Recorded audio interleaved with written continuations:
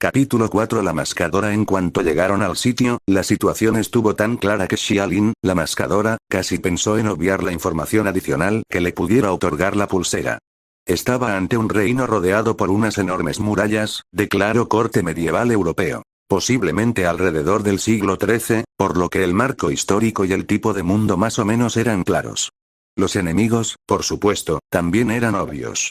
A escasos kilómetros estaba lo que parecía ser un ejército de las tinieblas, comandado por algunos magos, caballeros no muertos, esqueletos, vampiros y similares, avanzaba sin pausa, con lentitud y fiereza.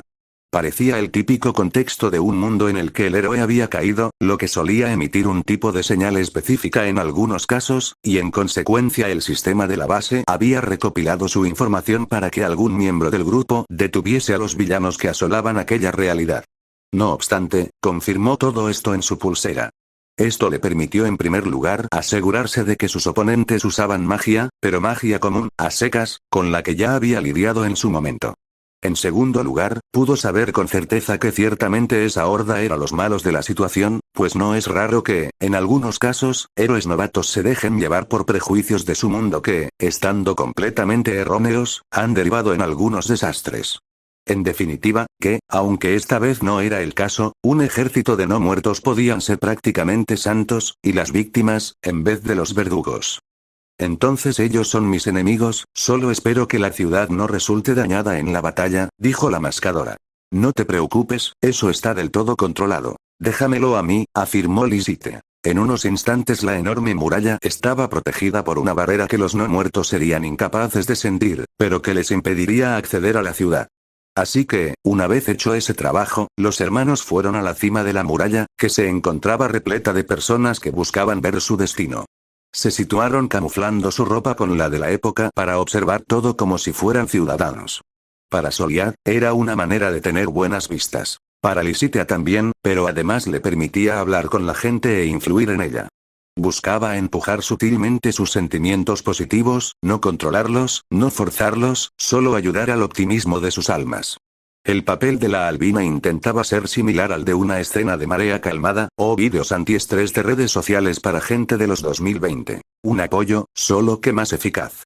Y ciertamente, funcionaba. No había disturbios ni nada semejante y los clamores eran de ánimo en vez de temor, pues cuando vieron la figura de la mujer asiática entendieron que eran los refuerzos. ¿Lo logrará, cierto? Era una pregunta recurrente entre todos. Debemos confiar en que así será, fue la respuesta igual de repetida. Ella puede hacerlo, ¿no es así? Era en cambio lo que preguntó Soliad a su hermana, aunque más bien fue un pensamiento propio verbalizado. Sí, solo espero que no salga demasiado herida, opinó Lisitea con plena confianza en Xiaolin. En ese momento el ejército enemigo ya se había acercado lo suficiente para ver cómo, delante de aquella enorme capital de un reino, una sola individuo se situaba como defensa. Xia entonces desenfundó su katana, que llevaba siempre encima pese a que no le gustaba cómo quedaba con su look de rockera. Seguía siendo una espada china. Joven, depón las armas. Vuestro héroe ya no está y su grupo cayó ante nosotros. Veo el deseo de la lucha en ti, por lo que podría proponerte un buen trato si te rindes ante mí, habló un esqueleto con una corona. Posiblemente el líder de aquel grupo. Querido ancestro, dijo por la edad claramente superior de su rival, agradecería si todos ustedes entendieran que pertenecen a los cementerios, y no saliesen de allí. Insolente, lamentarás haber rechazado mi oferta, respondió. Entonces comenzó la batalla. Los arqueros sin vida apuntaron y dispararon contra la mujer, pero una masa extraña se manifestó delante de ella deteniendo todos los proyectiles.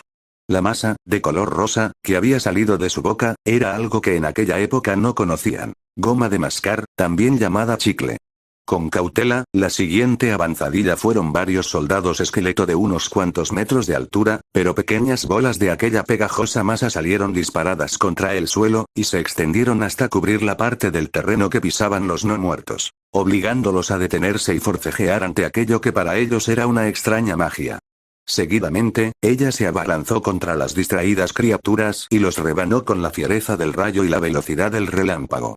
Los huesos intentaron recomponerse, pero fueron incapaces al estar atrapados en aquella sustancia viscosa, y la magia que los intentaba regenerar acabó por agotarse.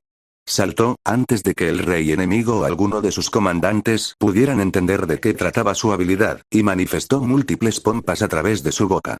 Varios ataques mágicos se dirigieron contra dichos objetos, pues el enemigo desconocía sus propiedades y no quería arriesgarse, pero esa cautela le permitió aprovechar sus creaciones para saltar entre ellas. Rebotó casi como si volara, y se impulsó hacia abajo antes de que le diera una estaca de hielo. Ella logró avanzar lo suficiente para adentrarse entre las líneas de magos, mientras que la pompa cayó convertida en una trampa inmovilizadora para aquellos que estaban debajo. Se agachó porque un hacha había apuntado a su cabeza, pero lejos de amedrentarse tocó el arma y también varias más que buscaban su cuerpo. Luego tiró hacia adelante y, como una resortera, un fino hilo de goma de mascar reforzado con su energía guió todas las fuerzas en una única dirección, causando que una cantidad inusitada de enemigos salieran volando contra otros. Soliad sonrió, y admitió nuevamente algo para sus adentros. Si bien el poder de su compañera era un poco ridículo, ella era una usuaria excelente del mismo, y lo había complementado con un entrenamiento en combate como pocos. Hablando de la habilidad, sé que puede parecer algo estrambótica, y puedan pensar lo que puedan pensar, no es magia. En el mundo del que ella venía no todos tenían acceso a esta, por lo que sus cualidades físicas se basan en una mezcla de espíritu y cuerpo. Su habilidad se debe a que justo, cuando era una niña, decidió pedir un deseo a una estrella fugaz y, bueno, casualmente esa estrella funcionaba.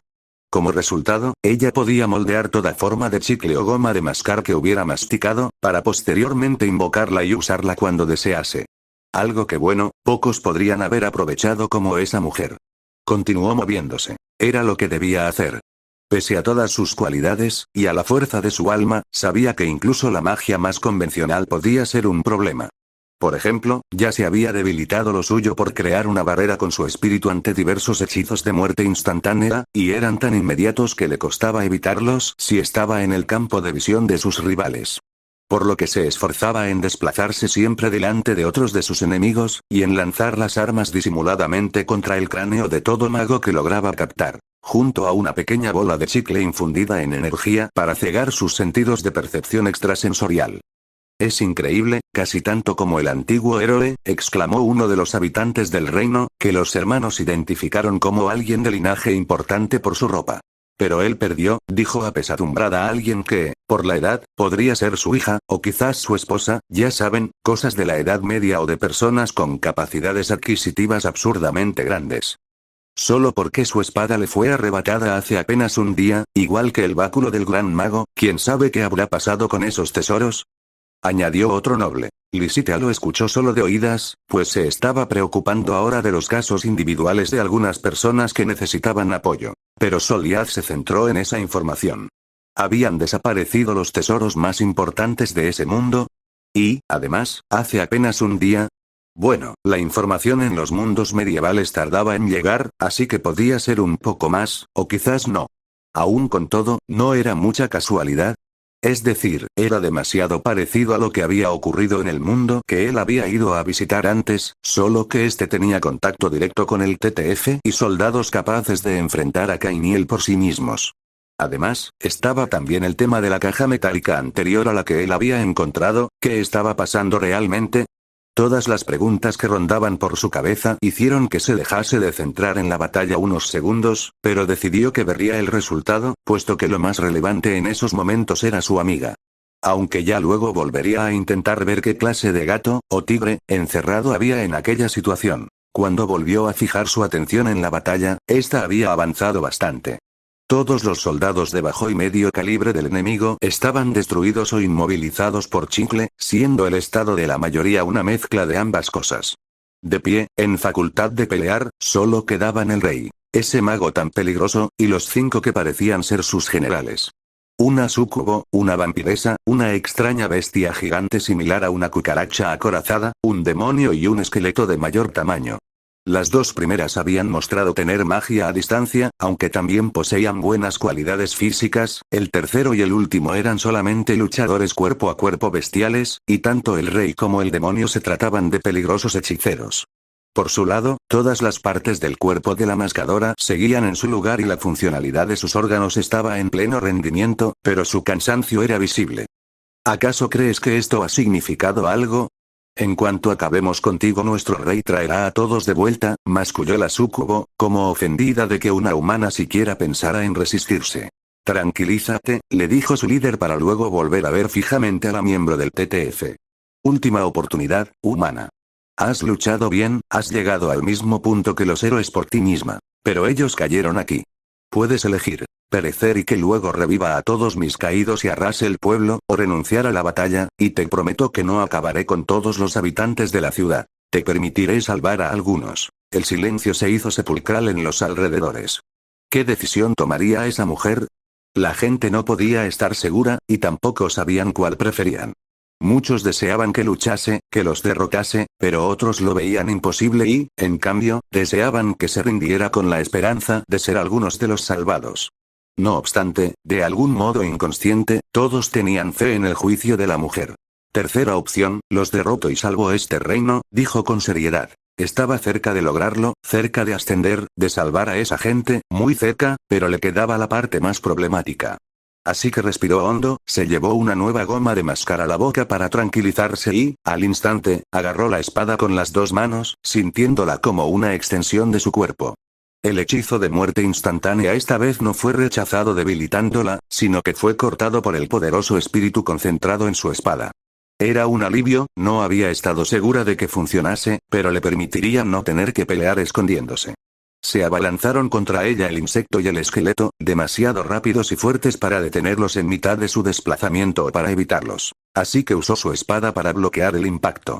Hecha de un acero especial, invulnerable para los estándares de la mayoría de mundos, el arma resistió causando que Xiaolin, en vez de ser partida en dos, simplemente saliese volando con algunos huesos lastimados y quizás alguna fractura. Pero aún no estaba derrotada.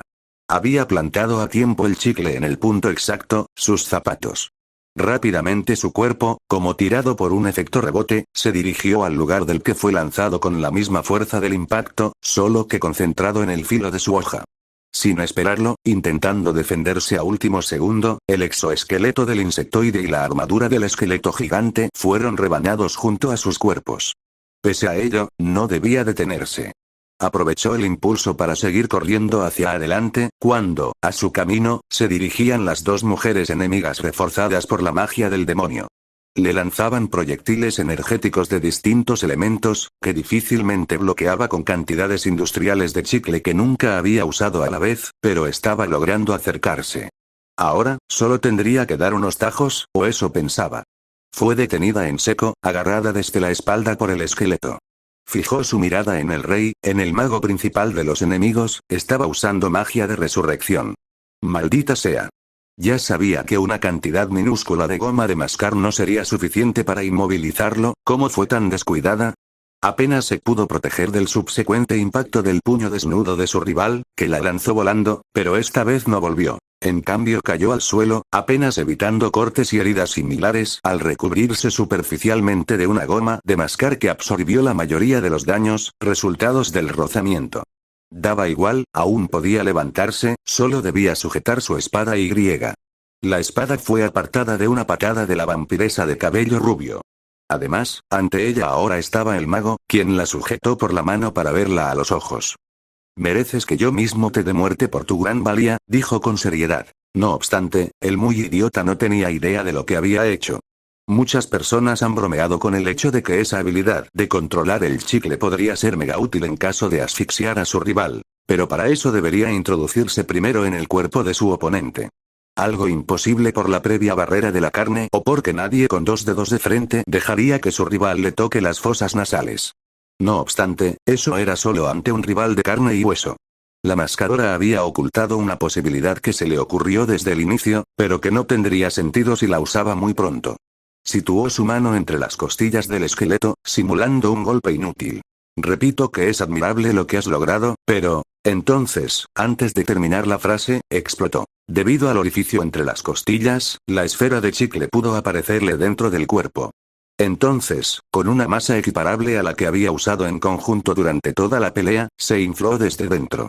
La enorme resistencia del no muerto lo había hecho difícil, pero acabó cediendo en un estruendo de huesos que se repartían por todo el escenario, cubiertos en chicles por si acaso, sin la posibilidad de volver a ensamblarse. Seguidamente, como si estuvieran vinculados a aquel ser, los esqueletos, incluyendo los que habían empezado a ser revividos, quedaron inmóviles, al igual que el insectoide. El demonio, quien parecía poder permanecer en el plano terrenal por un contrato, se desvaneció, y tan solo quedaron la súcubo y la vampiresa. No obstante, la súcubo había quedado en shock por aquel suceso, llegando a desmayarse, lo que dejaba solo una rival, el ser de la noche de cabello rubio. Maldita hija de perra, te convertiré en uno de los míos y sacrificarás tu propia sangre a nuestro señor, exclamó hecha una furia ante la pérdida de su rey. Lin estaba maldiciendo en su interior, pese a lo que había logrado ahora estaba bien jodida. Solo tenía una rival, pero su espada estaba muy lejos y tenía fracturas por todo su cuerpo y, claramente, la mujer que tenía enfrente ya no iba a subestimarla. Además, no podría devolver toda esa goma de mascar a sus reservas hasta que pasaran unas horas pese al vínculo, así que tenía menos de la mitad de su total. Podía pedir ayuda a los albinos, pero entonces no ascendería, sin duda alguna su maestro se sentiría decepcionado después de haberla entrenado ya por años, no podía seguir por debajo de su hermana. No podía rendirse tan fácilmente, además, la gente del pueblo la estaba observando. ¿Qué mensaje daría si se rendía? Estaba segura de que no uno que le gustase, por muchas interpretaciones positivas que otros podrían intentar sacar a que Soliad y Lisite la ayudasen en ese instante. ¿Vampiro, eh? Veamos qué tal aguantas esto, dijo tocando su pulsera. Entonces, ¿música? La vampiresa tapó sus oídos alejándose. La espadachina sonrió abalanzándose hasta su espada y recuperando esta. ¿Había funcionado? No, aún estaba funcionando. Esa no muerta se había tragado por completo el engaño de la mascadora. Al nunca haber escuchado un aparato moderno de música, y teniendo una precaución absurda para este punto, creyó que aquello era alguna especie de ataque auditivo. Claro, al ver que a la súcubo no le afectaba, aunque no podía estar segura por su estado mental, dejó de taparse los oídos. Pero la oriental ya había recuperado su espada. ¿Acaso son inmunes? TCH, malditas no muertas, entonces, ¿qué opinas de esto? Dijo manteniendo el farol. Si aquella batalla hubiese sido un 1 contra 1 desde el inicio se habría sentido bastante avergonzada, pero ya que no lo era podía permitirse dichas artimañas, aunque según Soliad, que la seguía viendo, dichas estratagemas siempre eran válidas. Al final, primero la vida y luego el honor decía siempre. Un simple puntero láser que emanó de su pulsera comenzó a poner en fuga a la vampiresa, que desconociendo la procedencia del objeto no estaba segura de qué efectos podría tener en ella. Xia Lin estaba logrando cansarla. No, no solo cansarla, la estaba guiando. La entidad maligna no se atrevía a ver la luz directamente, pero, cegada en su ira, tampoco iba a huir, por lo que se acercaba haciendo extrañas maniobras que le impedían notar las sutiles pompas de goma de mascar que empezaban a formar pequeñas líneas en el aire. El láser dejó de funcionar, aparentemente gastando su potencia, y la no muerta se abalanzó en consecuencia. Entonces un simple toque generó un efecto en cadena entre todas las pompas de chicle que se mezclaron entre sí formando una especie de tela de araña. Claro que el impulso impediría que la vampiresa quedase atrapada del todo, pero la había frenado. Era suficiente. A cambio de un simple rasguño en su hombro, aunque bastante doloroso, la espadachina había decapitado a su rival calculando el timing exacto. Lo había logrado. Claro que iba a caer al suelo, el cuerpo humano tiene unos límites, y una vez se rompen todo se desmorona como un castillo de naipes cuando la tensión se acaba. Apenas le dio tiempo de darse la vuelta para ver a la multitud. Estaban vitoreando, rezando y viéndola con una clara admiración. Una parte suya pensaba que por eso es por lo que hacía su trabajo, aunque lo principal fuese la autosuperación y el orgullo en los ojos de quienes apreciaba y respetaba. Quizás por esto último, aunque ella difícilmente lo admitiría, fue que se sintió feliz cuando, antes de caer inconsciente, los dos hermanos aparecieron evitando que impactase contra el suelo y, en sus ojos, vio la pequeña chispa de admiración que necesitaba de unas personas a las que en el fondo ella también admiraba.